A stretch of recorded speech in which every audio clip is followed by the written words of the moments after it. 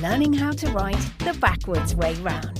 This podcast does failing rightism. Hello, boys. Hello. Hello. Here, do you know what that sound is? Ooh, That is the sound. a horse covered in jam. No. You can't reference that, Jonathan. That'll make sense later, and everyone will go, No, it won't. that's like It a won't covered make in sense. jam. That sound is the sound of me patting us collectively on the back Right, yeah. for our cunning ruse last It week. was up there, wasn't it, with the spaghetti farms and other cunning April Fools Yeah. guys? Yeah. Absolutely. Well, Yeah. hang on, fellas. You're just assuming that everyone's figured it out already. Well, There might be people out there who God. are like, that was really upsetting, that interview. well, sorry What to does anyone. that say about them if they've tuned in for the next episode after that?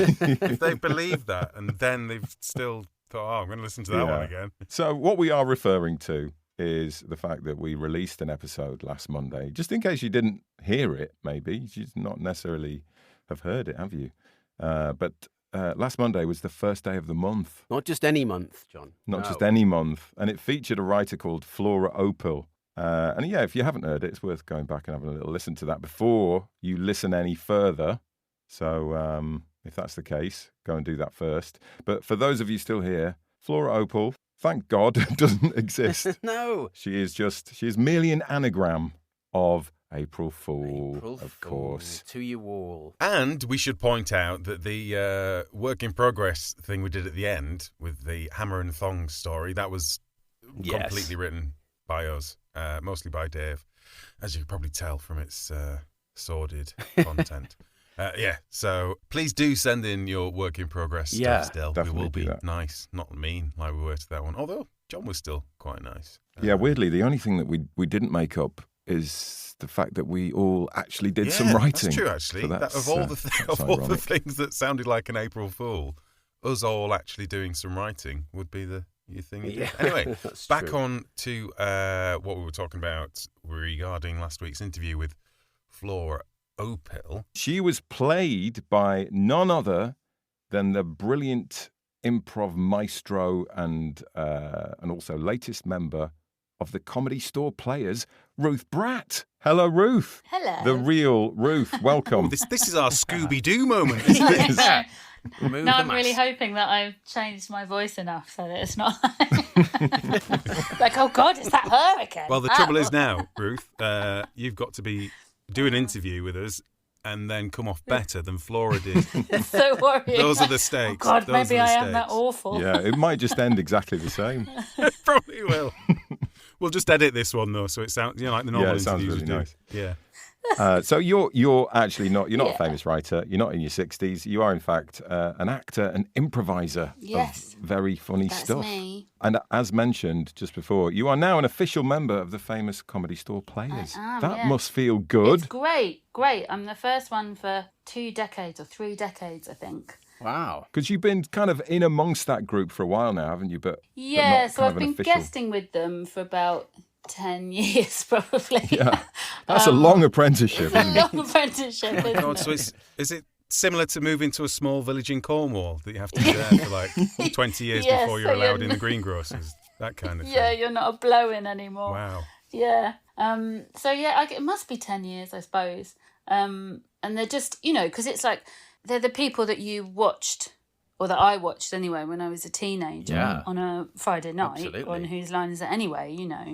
And so every now and then I have Josie Lawrence rang me this morning just to see how I am. And now here you are dropping now and then you names. hear I am. You've changed. God. I know, but that's the thing. You sort of go, like, there's still a big part of me that goes, oh, Imagine you flapping your hands before answering the phone call very coolly. oh my God. Oh, hi. Yeah, hi, how you doing? But, so it is kind of like a weird, sort of surreal thing, but it's just great. And I love them all so much, and I love doing the show. So where does your brain start off when you're doing an improv show? Are you going in like trying to be zen and empty, or are you kind of taking drugs? I mean, how's it work? Oh, I'd never do it on drugs. I think I'd be so panicked. It would be like, oh no. No, I am. so everyone is different, I think, in improv. And for me, like, there's not much conscious thought going on. Yeah. Do you know what I mean? Like, it's very much in the moment Yeah. and just responding to what is there. So I would say that I'm kind of, I suppose, zen, if by zen you mean just being entirely in the present. Yeah, in that zone. There's that zone, isn't there, of thought, of creativity, Yeah. of just not... It becomes a reaction, like catching a ball that's thrown at you. You're not thinking about where to put your hand. Your hand just goes there. Exactly. And you're kind of, really... So if someone asks me at the end of a show, or, says, oh, do you remember you did this thing? You say, go away, pleb, I'm going for a drink with Josie Lawrence. Josie Lawrence. No, I cannot remember. I genuinely can't remember. So, I do Showstopper, the improvised musical, and sometimes people will come up to us like 3 years after they've seen a show and start singing a song to us that we've made up.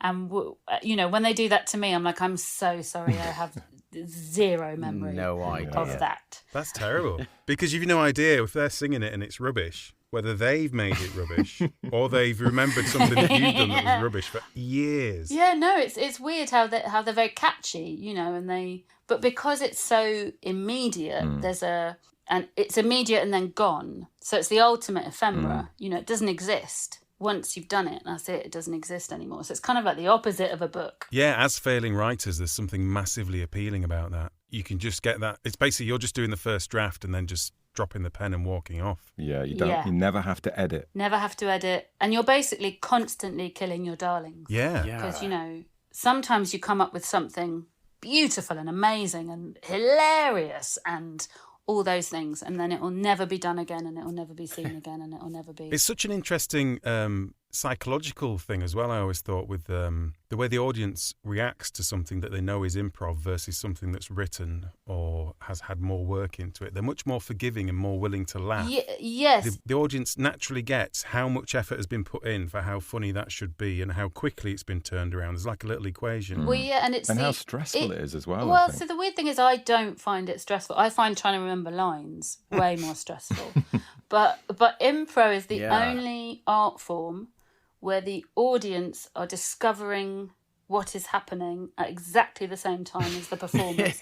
So there's the reason I think why the audience laugh when it's, when something happens is because they are present at the moment of creation and they are an essential part of it. Surprise, isn't it? Yeah, surprise. It's like, it's the laughter of, oh, I wasn't expecting that. And when you can see the performer wasn't expecting it either, it's an added little cherry. Yeah, and then you get extra bonus points for joining dots that they've not been able to see. Exactly. I always think, just in the psychology of it, I always think this is a really weird thing when it comes to TV shows like Have I Got Any Use For You and stuff, which you watch and appear to be improvised and off the cuff and obviously massively aren't. Yeah. But the audience gives them the benefit of the doubt of it not being pre-written, even though it is. It's like a wonderful cheat. It's a wonderful comedy cheat. Yeah, it's fascinating, isn't it? But, but it also fulfills a different... So even though it's got that edge of it, and there will be some ad-libbed stuff in there, but it's got that edge, but it fulfills a different, and it's got a different contract with the audience, if you like. Because I think when you go and see live improvisation, you can smell when it's not actually improvised. You can smell it, you can feel it. That's a hard thing to do as well, though, isn't it? A non-improvised improvisation. Yeah. I mean, because most of the kind of stimulus is thrown at you, I guess, from the audience. Or I mean, you'd be surprised how many people are like, "Oh, there's the conspiracy theories that we have about that." There's a plant. There's a plant in the audience. Yes, plants in the audience who get paid per suggestion. Have you had enough disasters of shows to prove that wrong? I mean, probably in my early days. Yeah. Yes, maybe. If it feels like it's starting to wobble and go badly, is it just a crack on regardless? Like what's the modus operandi? So everyone has their own way of dealing with it. My current way of dealing with things is to just lean into it. Right. So for me, the only problems come when you have tension about what is happening. Yeah. So if something's going terribly and you have a tension about that, then it's only going to get worse. If something's going terribly and you embrace the horror, you know, then that's sort of quite glorious. You know, there's something enjoy the horror. Really fun about going, you know, and also naming it and just being like, this is terrible. Yeah, because in a way, you are immediately forgiven, I think, if you're doing improv. Yeah, sometimes. Yeah, obviously not if it keeps going on. If you just, skit after skit. If it's like a one-off, yeah. One of the things I saw you in, Ruth, was a YouTube improv series called At 8:58, where you were doing a little skit with... me and Pippa. You and Pippa, exactly. But one of the things I was so impressed with was... Once that situation was set up, and I can't remember who started it, who sort of said the line about, how's the wedding planning going or whatever. But just how quickly you seem to just home in on what the sort of core conflict of that situation was, and the emotional truth of your character, and then exploit it. And it just seemed to happen so quickly. Yeah. And I suppose presumably that's just years of doing it, years of doing it and getting very good at it. But that just seemed like is getting to the sort of core truth is the thing, and then the audience are there, aren't they, with you? Yeah, and often the audience will have got there before you, because in some situations, because you know you're juggling like multiple plates, and the audience are watching. They're actively watching, but they're watching, you know. And when we're sitting at the side of the stage watching, you're definitely like, well, I can see what that is, you know. But when you're in it, it can be harder to, because you're in it. Oh, really? Well, yeah, because your brain is doing so many things, and because you're not consciously looking for the nugget, or the nugget kind of arrives. Right. See, that's what I was going to ask you. How conscious are you of doing that, of sort of finding the motivation? You're not. You kind of just... You're starting the conversation to see what happens. I think it's muscle memory, that I know that it will be there, and that my instinct is to find it, or my intuition is to find it, because of years of doing it and you know, working those muscles. But I think, it's really hard. When I remember once me and Josie were talking about it, and we were like, I don't want to think too hard about how it works. Because then it might not work anymore. Don't kill the magic. I think I sort of speak for all three of us that before this, I personally was getting quite nervous about it, and I think we were having a sort of issue of like thinking, well, we need to be a bit prepared, but we don't want to be too prepared, and sort of the stress levels were getting quite high just thinking about it. Have you found, with being a sort of official member of the Players now, has that sort of made things easier for you, or has that brought an extra level of pressure of thinking, right, I'm a proper member now. I've got Not until Dave said that, and now there's a little bit of a problem. I don't know. I don't.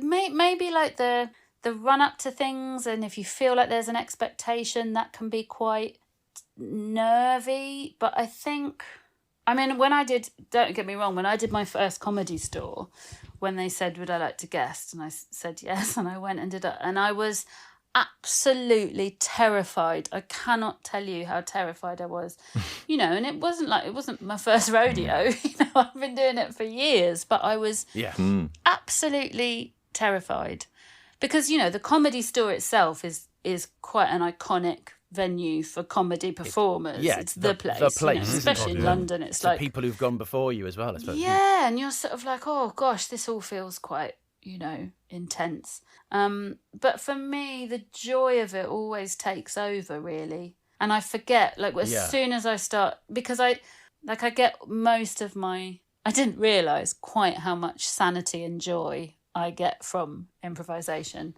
until I couldn't do it during lockdown. I was like, I think I might be going a little bit loopy. Just imagine you're like improvising at the milkman, or at a safe distance from the person delivering the groceries and things like that. At the cat. Improvising at the people in the flat opposite. You know? And they're just like, what's going on here? Who are you? Yeah. Because I figure that, like, with improv, it feels as if the audience would have like a bigger role to play somehow, that you're sort of part of it a bit more as a improv audience. Do you feed off the audience in that way? Yeah. So it was very interesting during lockdown. Everyone was going, make your own work, do something, make content. Yeah. And I remember saying to Lee at the store, who's one of the other players, Lee Simpson, and I said to him, Lee, I can't. I haven't got anything. Yeah. Because I'm so used to working in collaboration. So in collaboration with other performers, but also in collaboration with an audience. Yeah. So the feedback that you get, because even when you're not aware of it, like you get these subtle signals, like what are they liking? What are they enjoying? What is if I mine this route, they're going to go with me. But if I go this way, they're not as into that. Or they're, so you have all these kind of signals that you're picking up on all the time. Your antenna are so alert when you're improvising. I suppose it's like a game you're playing, aren't you? 100%. Like tennis, you've got nothing to come back at you. And I was terrible. It's why I find, because I do write as well, but I find it very difficult because if I don't have the kind of stimulus from other things, I find it much harder to kind of just do stuff on my own. I did a one-woman show and it was fine and it was good and I'm glad I did it, but I can't say it was my favourite thing to do because I missed, Right. And then when we were doing, we were doing Showstopper in lockdown, we were doing some socially distanced live streams. So we were socially distanced from one another behind drum screens, because that was the only way we were allowed to all be in a room together. Yeah. And, we all realised we're all at an age where our eyesight isn't quite good enough to be 3 metres from someone and be able to see them properly. But also doing it without the laughter coming back to you and without without the energy coming back at you was very difficult. And we found we were doing a very different thing, and having to kind of, in some ways we're doing it to amuse one another more than because there wasn't anyone else. Even though we were doing it to a live audience, we couldn't see them or hear them or there was someone there was a chat thing, so there was always someone on the chat giving suggestions and feeding stuff back to us, but we couldn't see it or feel it. So it was it's not the same, is it? No, and I think the audience are so important and so vital. So even, because most improv shows you ask for a suggestion and, the audience give you stuff. Lee and I did a show called A Very Serious Play, where we did a very serious play. It was never very serious because I'm not a very serious person. But we didn't ask for anything. So we'd play some Philip Glass music.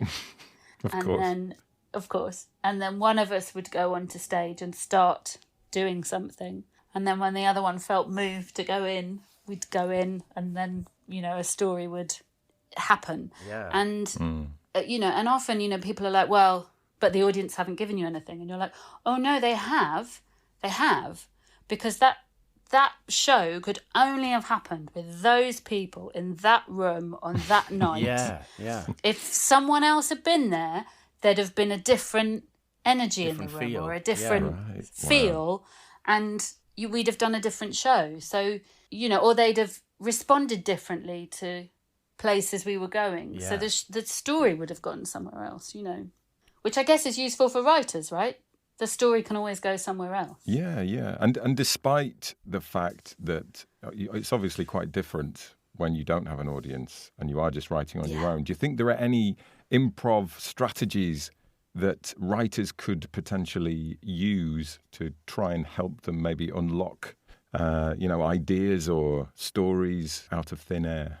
Are there kind of rules that you should adhere to? I mean, there are, I like to call them principles because you can break them all and they're not hard and fast. And it's, you're putting something scientific on something creative when you put rules on it. And, the rules are there for safety.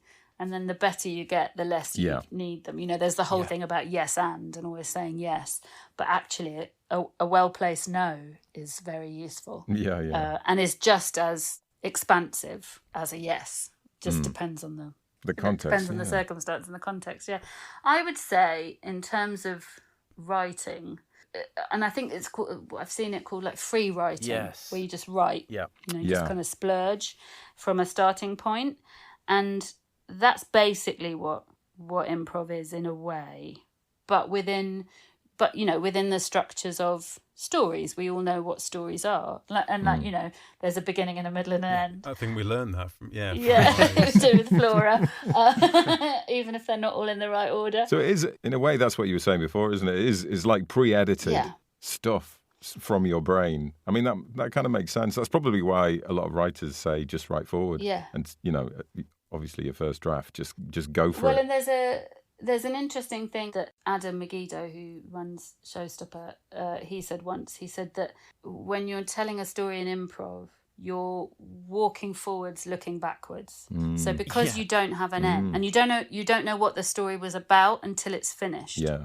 So you're always moving forward, but you're looking backwards at what just happened. Yeah. Because nothing exists until you've done it.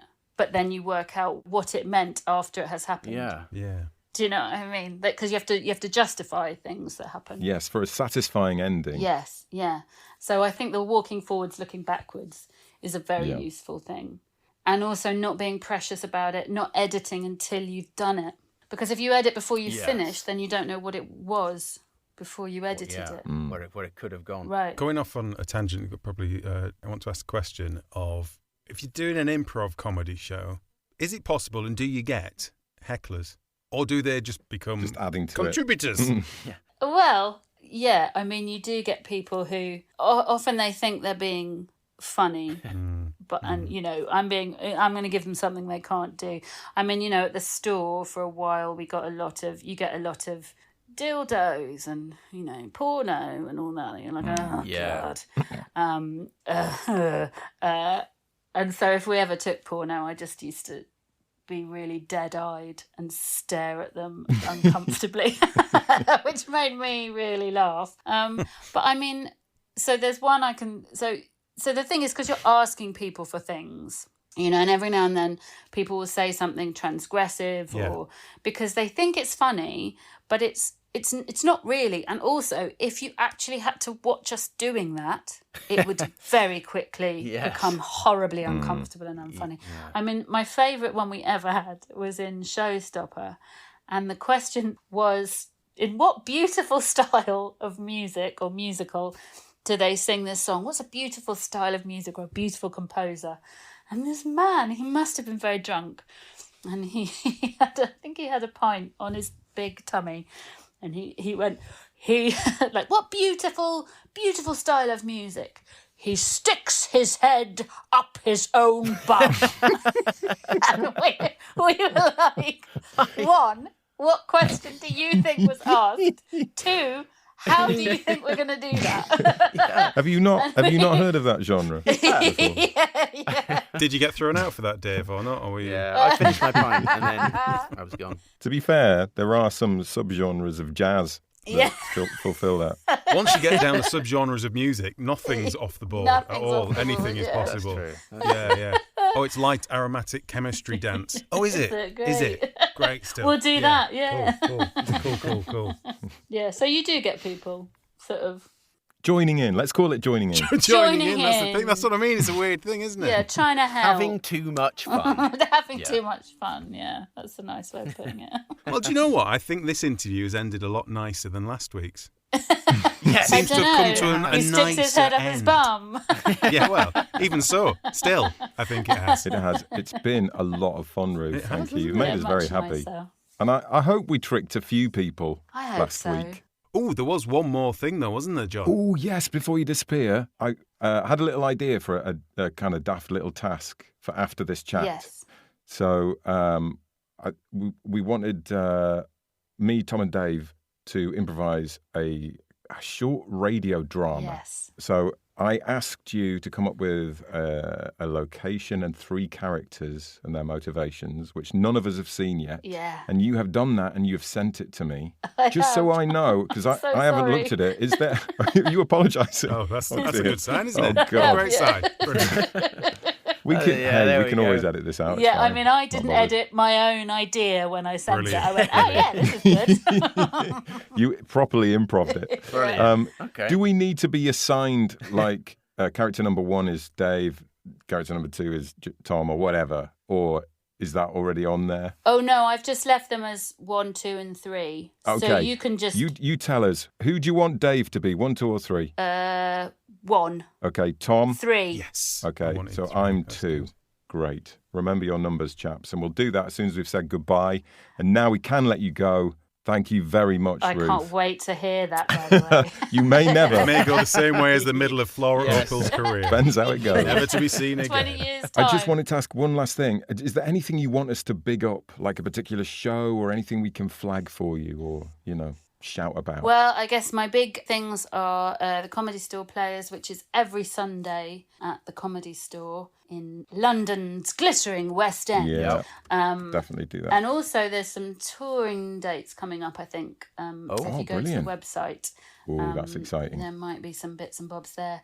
Should we go and see her, lads, and do some heckling? Yeah, come and do some... He sticks his Stick his head up his bum! No, Dave won't be allowed in. That's true. No, they'll have his number.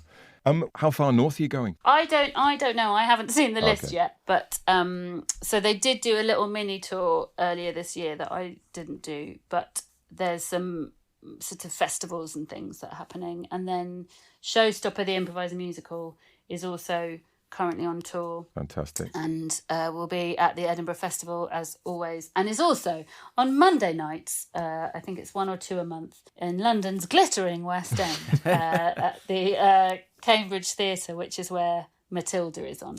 Right. Oh, right. So those are sort of our 2 main live things. Brilliant. Amazing. Thank you, Ruth. We've taken up too much of your time, so we'll let you go. But Yes, go and make sure the cat hasn't eaten too much cardboard, I guess. I Get will. onto He's his 5th box by disappeared. now. I know. Yeah. don't pump his stomach. I do worry about him. Virtually a paper mache cat now. There's part of me that's like, is this bad for them? Is this bad? Should I be feel stopping like- this behaviour? You feel like if he's chosen to eat it, do you know what I mean? Yeah. You obviously need They're some not kind of stupid. nutrients from the cardboard. Yeah, just don't get him wet. Yeah. So I don't know if the cat there, boys, was a useful lesson in improv. In what way? Because I thought when we did it last week for our hilarious April Fool's comedy, Yes. that she'd made up the entire cat thing. Oh, well, you didn't think there was a you cat thought that at was all? part of the improv. I just thought, she's brilliant in improv. She's just throwing these things in there, but she was using something that was real, Yes. but then riffing on it and doing it. Folding it into the improv. Yeah, wow. Apparently that's what you're supposed to do if you're ever arrested for a crime. Blame it on a cat. And you Just have eat done as the much crime. cardboard as you can, and then you will become violently ill and they have to let you go. That's it. No, you've got to base everything on as much truth as possible. I'm guessing that's probably quite difficult if you've killed somebody. Yeah. Um, oh, wow. All yeah, right. it's a good I'll tip, bear isn't that it? in So, mind, yeah.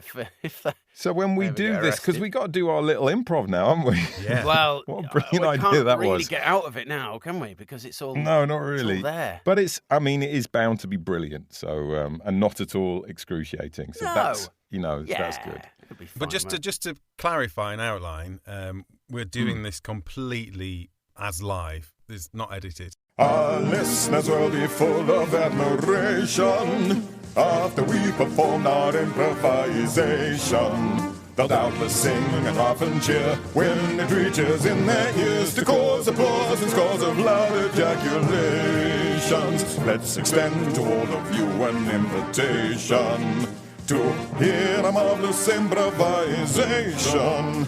It can't be all that tough just to sit and make up stuff. So I'm guessing this'll be a huge sensation. Right, so Ruth has sent you the email, John, with the Correct. suggestions on. Why don't you send that now to me and Tom? Okay, We'll open I'll do it that now. and then just that's it. We're in it. All right, let's do it. So there you go, lads. That is gone now. So I've got to go over there to see print it. it off. Right, hang on. Okay, you do that. And none of us have seen this. Can I see it now? Can I look at it now? Hang on, I've lost it now. You're not emailed as your only copy of it, John, have you? Do you want me to send it back? Now, hang on, before you look at it, don't look at it I yet. just clicked. I clicked open, and then you said, "Oh, That's don't all look right. at it yet." Don't look at it. Don't Look at away. Now, I'm just trying to think, do we just read our own character and the location? Would that work? Are you saying I've got to read something without accidentally reading what else is written that's on that bit probably of not paper? going to work. But do you think we should do that? That's going to be very difficult. Probably is going to be difficult. Let's just open it and see. Yeah, what's maybe we what. just read it. And so who's who again? I'm two. 1, John's 3, you're 2. Oh, I'm I'm 3. 3. Hey? You're I thought I was who's 2. yeah, that's what I said, wasn't it? Okay. Yeah. I'm This 2. is Cool. going well already. Okay. Are we going to read this out, or are we just going to go straight We into don't it? know what it is, John, because we haven't opened it yet. Stop trying to plan Okay. the improv. Right. Let's just open it and I think, right, in an improv show, the audience would know what the improv is about, right? Okay, that's true. Wouldn't Yeah, they? good Because call. you'd get the suggestions. So perhaps we should. we need to share. Of course, we need to Perhaps- share what's on this document that we Right, haven't well, looked I don't at need yet. to go over there. That we're still Right. So one of you read it out. Anyone who can see it, Okay. read it. Location. Under a gas lamp outside a fancy house where they're having a ball. You can see all the lights inside. It's warm inside. Outside is proper Baltic. Character 1 is called Henry Colson. I am he. Henry Colson is a lamplighter and general jack of all trades, and their single-minded motivation is to get warm. Character number 2 is Viscount Jeremiah Overbite, a peer of the realm on his way to the ball. And my single-minded motivation is to be alone with Henry Cowlson. Character 3, who is going to enter after a minute, so count down a minute, Oh, Tommy, what? is Conrad Chumley Pritchard Branson Soames, who is a dilettante gambler, as careless with real hearts as with those on cards. And your single-minded motivation is to be alone with Jeremiah Overbite. Right. So there you go. Yeah. Do we just say 3, 2, 1, Yeah, go? go for it. Is that how it works in improv? Yep. Just all right then. 3, 2, 1, go. Cool, blimey, it's a bit park out here tonight, and all I've got is this little lamplighting light to keep me warm. Oh, I don't know if I look good in there. I wish I could go in and get a bit of a warm on me cobbles. Oh, hello. Good evening. Oh, evening, sir. I feel like I've met you before, have I not? Oh, I wouldn't have thought so, sir. I think I've just got one of those faces. Well, you are the lamplighter. You cover the south side of this street as well, don't you? I cover the south side, the north side, the east side. Never been fond of the west side, but yeah, all the other three. Well, no, I'm fairly certain I've seen you before. You've got a certain thing about your face, a certain melty quality. Yeah, that'll be all the burns, sir. It's a dangerous business, this lamplighting. Yeah, you've got to get really yeah. close. All I've got is this little flame. You've got to get really close to it to get any warmth. Oh, I wouldn't half mind going in there, get a bit of a warmth on the old cockles and muscles, know what I mean? Yeah, because your eyes are really quite protuberant, aren't they? I'm not sure that's a that'd word. be But go with No, it. that's the cataracts. Yeah, I'm saving up for the operation. Yeah, you really are a fascinating person. Do you mind? Do you mind if I get a little closer to you? Well, I mean, how much warmth are you prepared to give, sir? Well, as much as you're prepared to accept. Let's put it that way. All right, Jeremiah, you're not Oh. you're not chatting them up again, Oh. are you? Chatting up the boys Hello. again? Hello, Hey? Conrad. How are you? Hello. Who's your friend here then? This, I'm sorry, I can't remember your name. Did you mention your name? I don't think I did, sir, but it's Henry, if anyone should want to know. Henry the Oh, lamplighter. hello, Henry. And what do you do, Henry? I light lamps. Yeah. Right. For a living, in my spare time, I like whitewater rafting. I thought you were going to say you enjoy putting out lamps. That'd be. Well, I do that as well, yeah. I light them for a living. I put them out just for free. Do you know what I mean? I'm that sort of bloke. Fascinating. Are you on your way to this get together in there as well, are you, sir? Begging your pardon, sir. I shouldn't be speaking to a member of the gentry like that, but yeah. Yeah, I am. Yeah, I can't massively remember what accent I had when I walked in, but yeah. Actually, that's going to be part of my character. I think Changing that accents. actually, maybe my accent is it's a bit of a pretense. Maybe I'm not who you think I am. It's very difficult to put a finger on where you're from, sir, if you don't mind me saying. I'd rather you didn't put your fingers on me anywhere, young man. All right. Jeremiah might enjoy that a bit more. Hey, you know what I mean? Don't you think it's time you should be bobbing along to the party? Yeah, come on then, Jeremiah. Let's get off, me and you, eh? I was just fascinated by Henry here. We're just talking about, what were we talking about again, Henry? Mostly lamps, sir, and how much I like them. Yes. But if you are on your way into the parties, gents, impertinent of me to ask, I'm sure, but it is park out here tonight. I wouldn't mind getting in there with all that warmth It's not for warm up me not for the razor likes clams. of you, young man. I don't think a lamplight is going to be well received in there. Oh, is that it? is a shame. I can bring the light in with me. Any lamps that might be on the inside, I could do mean, that's them. not Plenty Wouldn't of charge lights. you nothing. Plenty of the upper class have plenty of lights at their disposal. Thank you. Well, I could put some out for free, like I said, and then light them up again. That is tempting, I must admit, but I think. Nobody lights lamps like Henry Cowler, mate. Well, I bet you don't. And speaking of betting, the Viscount and myself, I've got some unfinished business to sort out at the ball, haven't we, Jeremiah? Well, we do have a little bit of business, yes. But before we get to the business, I was just hoping to have a little bit more of a chat with Henry here. Is that all right with you, Henry? Well, why don't the two of you gather around, sir, and perhaps I could, get up close to those lovely-looking warm coats that you've got. And if you yourselves are feeling a bit warm, well, I could hold them for you if you like. Know what I mean? I've got an idea, actually. No, I've got an idea. you can't have my coat. I need my coat. Why don't fair enough, we give Henry a few of our, belongings, a few of our accoutrements, and maybe we could get Henry into the party. It'd be quite jolly japes, wouldn't it, to try and get him in and see if we can get him into the party. I've actually got a +1 on my invitation. Well, I tell you what. I mean, I'd take your coats, I'd take trousers, I'd take undergarments, long johns, short johns, anything, mate. It's really parky out here, and I wouldn't mind getting inside and warming the old house your father. Know what Why I don't mean? you start with my coat? There you go. Oh, thanks very much. Oh, that is quite nice. Jeremiah will have something warm you can get inside, I'm sure. Here, what's this? What's this in the pockets here?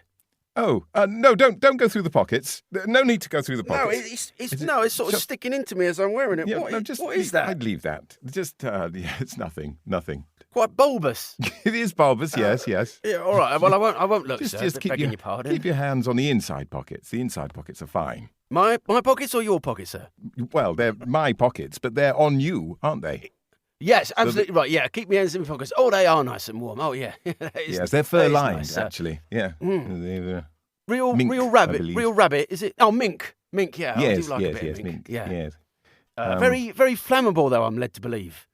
Me carrying A around little this flammable, light yes, lamp but in light and all. But... Yeah, don't get too close to the lights, obviously. right. Well, yeah. Okay. Fair enough. No. Conrad. Yes. Do you think it's time they'll be worried about you, won't they, in the party? We should probably get going. Yes. Well, please go ahead. I'll join you in. Well, why 3 or 4 don't we? minutes. I've got an idea. I've got an idea. Why don't we, now Henry's all dressed up to get in, why don't we send him off by himself now to see whether he can? Well, See if he can go on. That'd be fun, wouldn't it, Henry? I mean, if you think that would be all right, sir. I could probably come with I you. bet you just to- 2 groats, Jeremiah. I bet you 2 groats the chap gets in. Well, 2 groats, sir. That'd warm my family for a year. 2 I groats. tell you what. Well, I tell you what. To give you a fighting chance, come here, Henry. Come a little closer. I can't get much closer, sir. Closer. All right. Yeah. Little he's bit already closer. in his trousers. I mean, that's Little bit. Little bit closer. careful of the Let me lamplight just- thing there, sir. You don't want to go up, do you? Oh gosh, yes. Yes, thank you. There is a let smell me of just- hair lacquer about Let you. me just dab.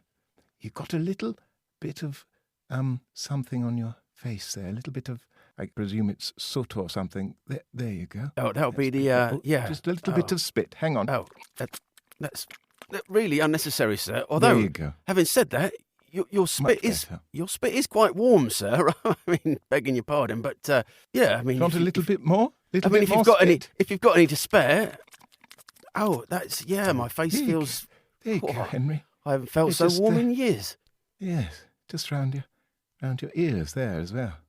Oh, seems to yeah, be- that's. A little bit. Just come a little bit closer. Just a tiny. Jeremiah, little- I think... Hmm? No, come on. After the incident with the young man and the horse the other week, I think maybe Hmm? the licking The horse. shouldn't be. Mm. With the Very licking. warm was- creatures, horses, sir. Very warm creatures. That Quite. was Quite. not entirely my fault. The horse incident. I'd like Yes. to. You brought the jam, though, didn't you? I did bring the jam, but I brought the jam for other purposes. Mm. So. it Begging your wasn't- pardon, sir, but it does look like What one of the lights up in the party there has just winked out. Something up there is Oh, winking at me. gosh. Perhaps I could Well, that's a shame. just nip in and give it a quick light in. Well, I mean, I suppose they won't stop you, will they? Well, If you're doing a job. Just to Okay, be clear, well, for the bet, he has to get in dressed in the finery, not dressed as a worker to sort the lamps. Well, I'll tell you what, sir. Why don't you give me that hat of yours? What's that made of? That is That's a very good deer idea. scrotum. Deer scrotum. Mhm. Oh yeah, it looks like it Not was one, very several, finest. woven together. looks like it was a very deer This is a scrotum. lovely hat. Yeah. Well, if I Yeah. could just borrow that, sir. Very soft. Touch it. It's very soft. Yeah, it is soft because I do have a poor man's haircut. You see, with this centre parting. If I could just have that deer scrotum hat Oh, well, and this they mink won't coat, look at you twice if you've got deer scrotum. maybe on your head. I might be able to get in, and then you get your 2 groats, sir, and everyone will be happy. You know what I mean? Give me that hat. I'll put that on. Oh, that is nice and warm. Oh, that is lovely. Oh yeah, that's the spot.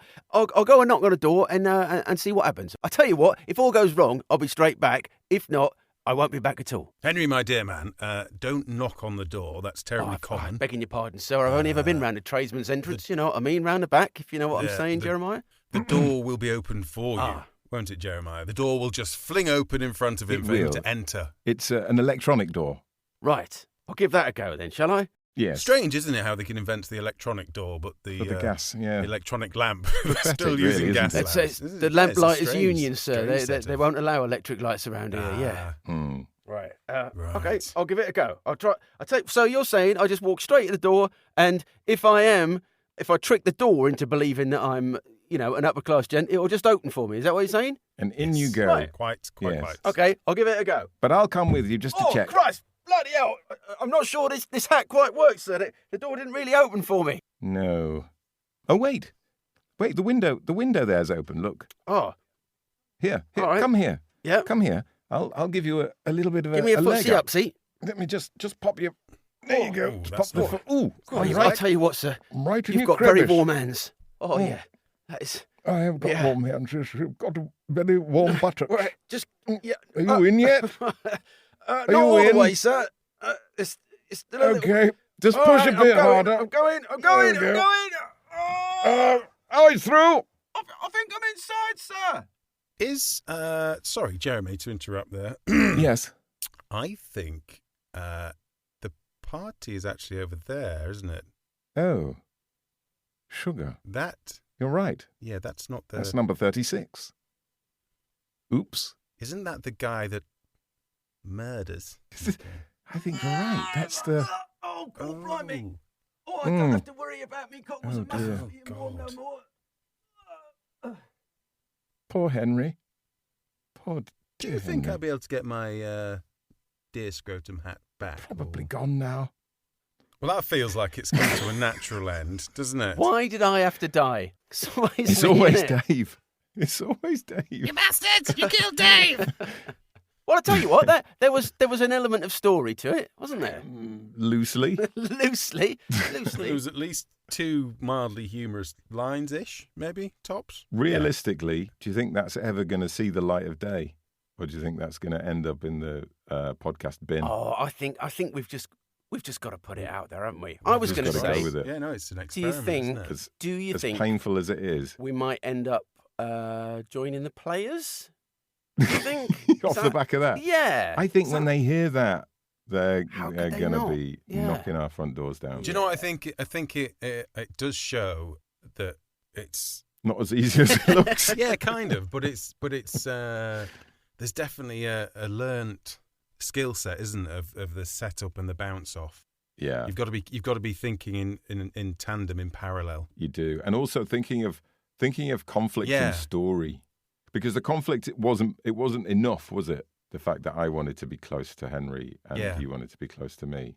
It wasn't quite enough. It needed like another thing in there. But while you're actually doing it, it's very difficult to then step out. Be and also think, right, thinking the about reason that would as well. be that because you did something again. It is, Yeah. yeah. No, hard it's to quite think of. difficult. That's to- it. He said, it should have been the horse that you covered in jam and licked clean was a horse that I bet on in the race, and you lost me money. Yeah, you see, that's See, now we've got it. Now But that it's was in like- there. well, We you- had Yeah. that. like having that understanding, isn't it? So you all are moving in the same direction at the same time. Yeah, Yeah. or willing just to wobble other people Yeah. to get to where you want to be for Yeah, some yeah. reason. Well, interesting. very interesting. I mean, terrible podcast content, but It interesting. was something to do, wasn't it? It was something to do. It was. I mean, do you know what? With a little bit of sound effects and music, that's going to be amazing. With a little bit of editing, script writing, change of actors and characters. Yeah. Yeah, incredible. Hey, but if nothing else, we've proved that Ruth was really good at what she does. Yeah. Yeah. She'll be pleased with that, won't she? Yeah. She'll be pleased with that. Yet again in this podcast, we've proven that someone else is a lot better at things than we are Hey, it's what we do. by being stupid enough to expose ourselves. And I think that's worth something, isn't it? It's why they love us. It's why they love us. It's why they keep coming back. I mean, this is just an in-betweeny throwaway episode anyway, isn't it? So No one's it's going to not- listen it's to just, it, so that's all right. No. We don't have to. We don't have to be embarrassed, guys. It's fine. It's definitely not something we'll all come to regret years later. Putting that out in the world. We did set it up quite a while ago by saying that the sort of standard to which we ought to be held has to be lower when it comes to improv, didn't we? The audience is massively, quite accepting. massively. So. And we did it genuinely. We didn't look at it. We went into it. I mean, to be honest, Ruth's not done a great job of setting it up there. If anyone's to blame, That is true. It's definitely it's Ruth's not fault. I didn't want to say it, but it's not a brilliant. No, come on, Ruth. You'd think, What being was one you of the thinking? comedy players, she'd have a bit more about her, Come doesn't with it, some when better it comes to... Thing is, she doesn't do that, does No. she? She just waltzes around stage saying she's got random the easy things. job. It's the audience that come up with the good That's true. stuff. That is true. She's got nothing on her A own. performer is only as good as your audience. Yeah, so So we did quite. I think we did quite well in the end. We've sold it to ourselves anyway. Yeah. Yeah. Well, we did it, didn't we? So Next week, we have got an interview with Robert Popper that we did. is it a real one? Mm. It is It is a real one. isn't it? It's It's a a real genuine. one, Yeah, yes. it's actually him, genuine person. We're back Brilliant. back to the real world. Excellent. We have a fantastic chat with See, him. this is another one that I'm quite sad that I missed out on. Oh, it was good. It was lovely. Really nice. Yeah, it was great. He was a lovely chap, as we say. Sure, it was. They all are. So thanks for listening. Share that. No, actually, don't share this episode. Yeah, by next week, start sharing. Yes. Yes. And then Don't we'll share be the fine. April Fool's one because that'd be really confusing. That could be counterproductive. Yeah. Well, as just well. don't share any. Actually, If forget I that. tell you what, Don't if you're share. thinking of sharing anything, ask us first which one. Double yeah, check. you should Yeah. share. If we Yeah. don't Yeah. mind. Yeah. Yeah, we'll But vet do, them. yeah, tell people about the podcast and thanks for listening. God, I mean it this week. Thank you for You listening. really mean it this Thank week. you so much. That last bit, thank you for sticking with us. There we go. Do you know, when we look back, it's probably only like 2 minutes long, but it felt like it was about Oh my god, 20 it minutes felt of, like of 20. uncomfortable. Yeah. Right, Right, tatty well, let's bye, go everybody. then. Yeah, I'm going to improvise what to have for dinner. And hope it turns out better than that. At least you'll have no problem lighting the oven, Henry. No, begging your pardon, sir. Right, cheerio then, everybody. Bye. Hello. Where's everybody gone?